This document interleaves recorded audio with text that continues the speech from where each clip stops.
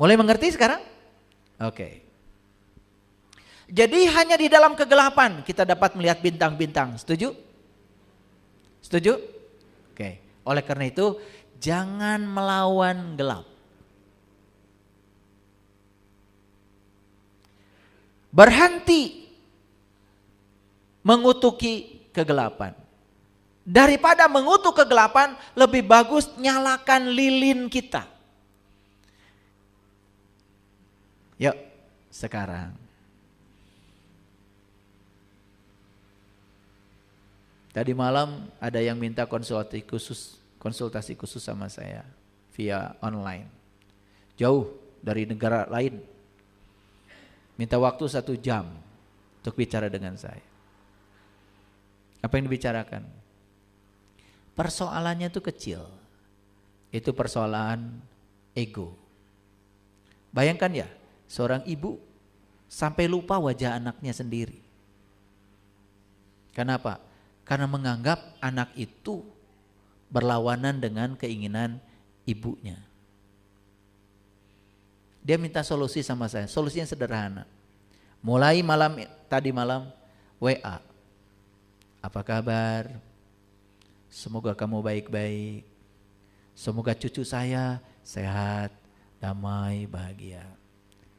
Pagi-pagi tadi sudah WA lagi. Gak dijawab sama anak, gak apa-apa. Terus aja WA. Apa hasilnya? Siang ini sudah ada hasilnya. Ternyata tidak ada kebencian yang abadi. Kalau dilawan dengan cinta, kebencian musnah, hancur. Tidak ada kegelapan yang abadi. Kalau dilawan dengan hadirnya cahaya, sirna kegelapan. Jadi pendekatannya selama ini sama-sama egonya. Anak tidak sadar sebagai anak, ibu tidak sadar sebagai ibu. Maka saya bilang, satu pesan saya, jangan sampai keluar dari mulutmu kata-kata kutukan pada anak. Karena anak itu adalah dirimu. Tubuh anak adalah tubuhmu. Dan anak melakukan itu, siapa tahu itu adalah warisan dari dirimu sendiri. Anak itu tidak tahu apa-apa dulu. Dia melihat apa yang dilihatnya. Jangan-jangan kita pernah marah pada orang dilihat anak. Jangan-jangan kita pernah menghujat orang dilihat anak. Itu semua ditiru sama anak. Jadi kalau anak kita hari ini seperti itu, lihat itu adalah potret dari dirimu sendiri. Jangan salahkan mereka. Itu pesan saya. Diomelin sama saya semalam sejam, sembuh. Jadi sebetulnya kita nggak sadar selama ini. Kita ingin mengubah orang dengan cara keluar dari diri kita sendiri. Kalau ingin mengubah orang, ubah dirimu. Nih saya kasih tahu ya. Kalau kalian ingin mengubah keluarga lebih baik, ubah dirimu. Jangan ubah pasanganmu, jangan ubah anak-anakmu, ubah dirimu. Kalau selama ini tidak ada pelukan pada anak, peluk. Maaf. Saya anak yang sudah menikah pun yang paling besar. Kalau ketemu saya pasti pelukan. Bukan hanya cium, kiri-kiri, dia peluk dan saya peluk. Dengan begitu mereka merasakan kita ada, kedamaian, cinta kasih kita. Tidak ada kebencian yang abadi, kecuali kalau kita melawan kebencian itu dengan kebencian. Kalau kita hadirkan cahaya, hadirkan cinta, gak ada yang batu sekeras apapun. Kalau terus menerus didatangkan air, walaupun satu tetes, lama kelamaan hancur itu batu. Pendekatan kita yang harus diubah. Kegelapan bukan hukuman. Ia adalah kerinduan jiwa di dalam untuk segera menemukan cahaya. Jadi kalau hari ini ada konflik, sebut saja kegelapan, konflik keluarga, masalah ekonomi, dan lain sebagainya, bentuk-bentuk kegelapan lain. Saya kasih tahu, itu bukan musibah, itu bukan hukuman, karena Allah tidak pernah menghukum. Itu hanya isyarat bahwa jiwa kita rindu untuk menemukan cahaya. Jiwa kita rindu untuk menemukan cahaya. Cuman kita nggak ngerti-ngerti. Apa yang kita lakukan? Mengeluh dan mengeluh, gak akan selesai. Keluhan hanya akan memperdalam masalah kita. Jadi, supaya cahaya bersinar terang, kegelapan harus ada? Kegelapan harus ada? Saya kasih tahu untuk semuanya. Kejahatan di dunia ini tidak akan pernah sirna.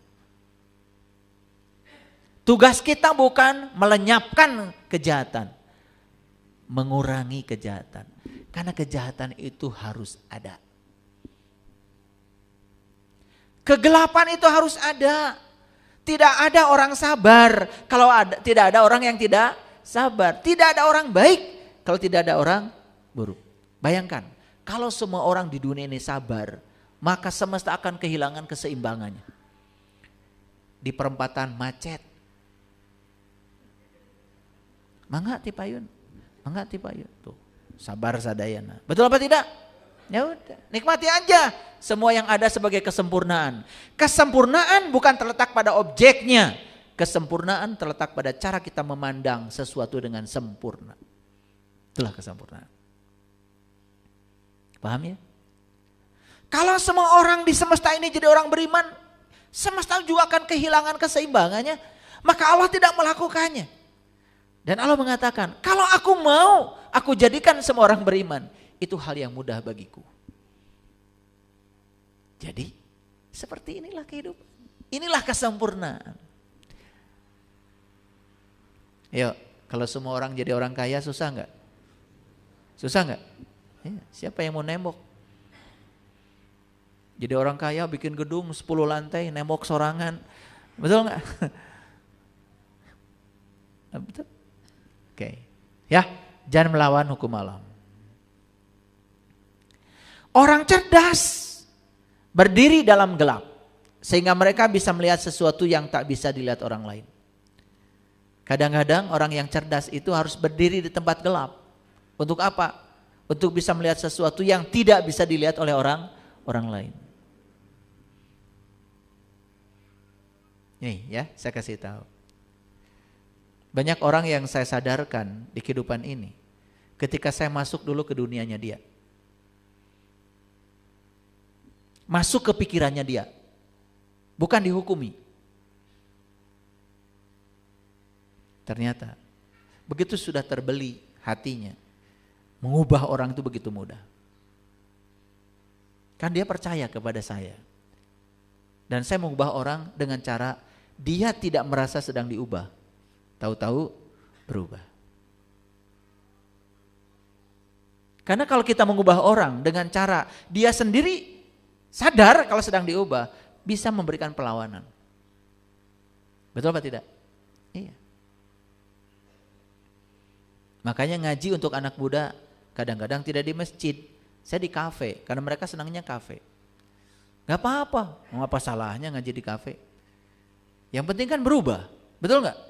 Kita masuk saja ke dunia mereka. Kan tidak ada yang salah. Betul enggak? Gitu. Daripada diajak ke sini, dipaksa juga enggak bisa. Kita yang datang. Itu maksud saya. Ya. Ketika dilanda kegelapan, beranilah menjadi orang pertama yang menyinari. Nih, saya kasih tahu. Di rumah sedang ada masalah. Semua tidak sadar. Semua marah. Semua kesal. Tambah gelap tuh rumah. Makanya ketika ada kegelapan, coba jadilah orang pertama yang berani menyinari. Satu sinar kecil aja datang dari satu orang, sudah mulai berubah tuh.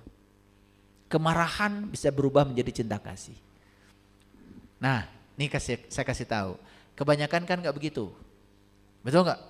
Ketika ada kegelapan di satu rumah, maka semua ikut gelap. Betul? Semua ikut marah. Semua ikut kesel. Semua melampiaskan kekesalannya. Gak ada yang sadar satupun. Makanya saya kasih tahu sekarang. Bila ada kegelapan dimanapun. Coba kita jadi orang pertama yang berani menyalakan cahaya. Tah eta yang dimaksud oleh orang Sunda. Nyaangan